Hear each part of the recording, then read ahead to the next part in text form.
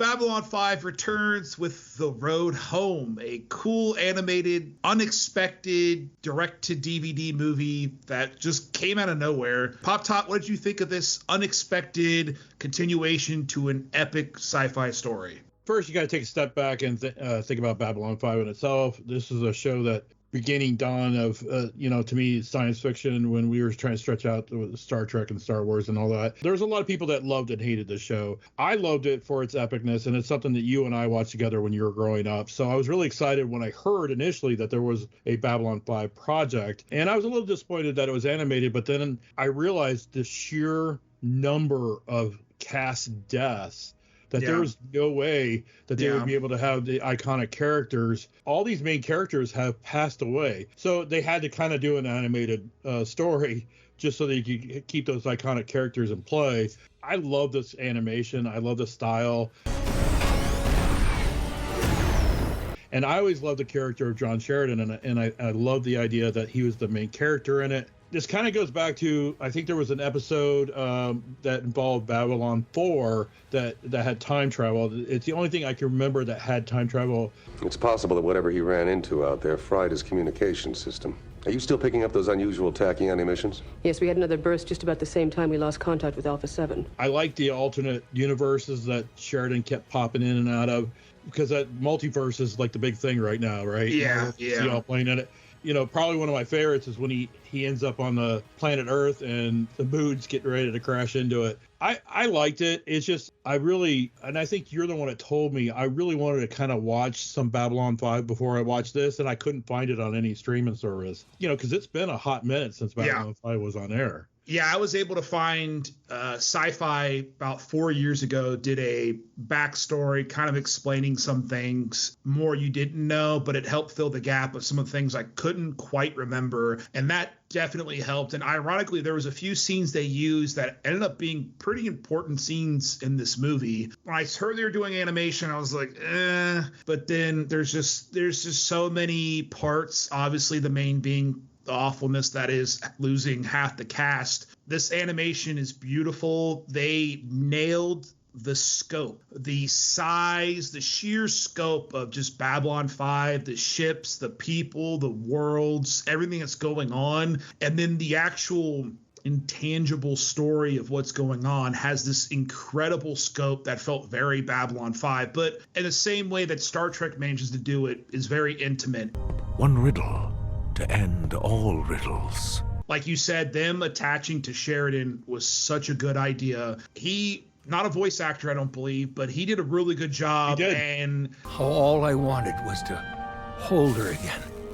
One more time. He managed to bring Sheridan's kind of wit.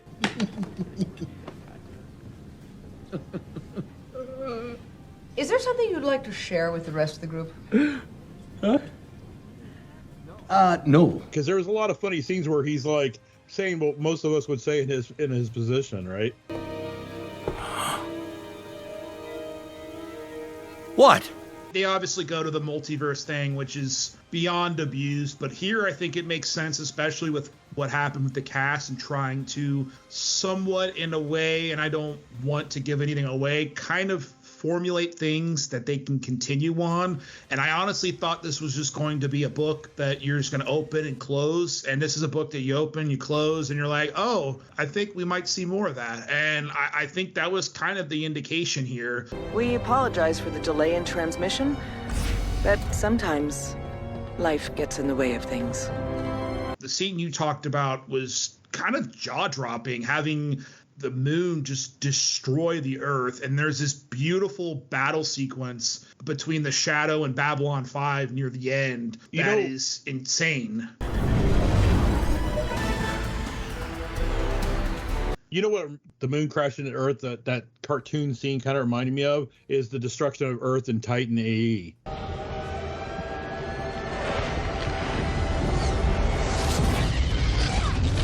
Yeah. Mm-hmm. Probably one of the best eras that he ended up in, I guess. They're going to destroy Earth?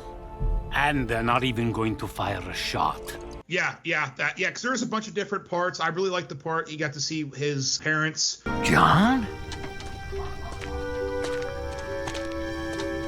his father specifically, and the farmland, which is very much foreshadowing the rest of the movie. Something of this kind of scope, they kind of managed to make a little bit more intimate. The Minbari believe the universe is conscious, that it looks through us, so it can try and figure itself out. And I immediately thought this reminded me of two things, and JMS is absolutely going to hate this. It reminded me a lot of All Good Things, but it also reminded me a lot of, even though I'm not a big fan of it, was Avengers Endgame. It was almost this like greatest hits of all the things that have happened in Babylon 5, but kind of looking at it from a different perspective. Call them back. What? Don't listen to him. Call them back! Don't let them touch anything! They did have a lot of the cast come back that was here to return, like, you know, Bill Mundy and the guy that played Londo and all that. And they all did a really good job, and it really makes me want to see more. And like you said, it was on Max at one time. I think they took it off Max because in December the series is coming out on 4K, which I cannot wait for. Wow, that's huge. When you were a kid, you probably remember I had such a fascination with the Star Furies, the ships that the Babylon 5 pilots drive. There's so many Star Furies flying around in this thing and around Babylon 5. And then you said something about the epicness, something they couldn't do back then because, you know, you had matte paintings and you didn't have the CGI that they have. So you didn't get the epicness of the inside of Babylon 5. But in this cartoon, they were able to do it. The engine room. That was sweet. Massive.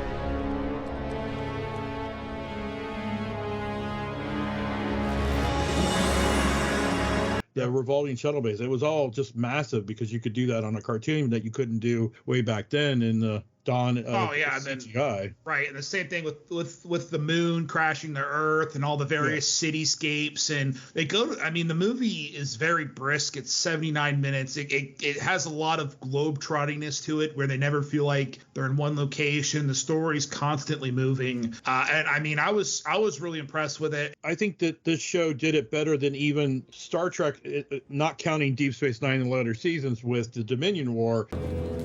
What did you say? This was epic. I am the right hand of vengeance. And the boot that is gonna kick your sorry ass all the way back to Earth, sweetheart. I am death incarnate. The span of the Shadow Wars and the Earth Alliance and Sheridan's rise and end up being president and all this stuff. There was just so much political intrigue, and it felt so epic and broad. There's no greater power in the universe than the need for freedom. Against that power, governments and tyrants and armies cannot stand. Great storytelling, despite now the age CGI. When JMS had written this, he'd written it from beginning to end, and that's the best way to do anything. And he knew exactly how it was going to end, so there was no surprises there. And then it just didn't run off. It always felt epic to me. And I'm like you. I'm hoping this is like testing the waters, and maybe we get some more iconic stuff down the road. All right, let's get this show on the road. I would love to do a series review with you on this, maybe episode by episode, maybe season by season. I guess we'll see. But overall, what would you rate this direct-to-DVD awesome animated flick? As soon as you get a direct-to-DVD title out there, you're like, it's probably going to be meh. But I would give this an A. I was the quality of work in this, and then the the voice acting was great. It was awesome. And if I die, everything dies. Yeah, I'm saying it's an A to me as well. I think the visual style was an interesting way to go. It kind of reminds me a little bit of Archer and this kind of cel-shadedness, but it's visually beautiful, and it's interesting even when there isn't huge action set pieces going on. I feel like the characters emote very well. The voice acting is really good. And then as you get more into the movie and more of the plot kind of unwinds and you get into these quantum physics and quantum theory and all that, it gets really compelling in a way that I didn't expect. It leaves in a way that I was both satisfied and like, whoa, there's a lot more they can do with this if they want to. You guys definitely need to go see it. You guys will have to let us know what you think, and let us know what you thought of Babylon 5. Did you guys like it? You know, did you think maybe it was better than Star Trek? Because some people believe that. Let us know. But as usual, thank you guys so much for watching, and we'll see you guys on the next one.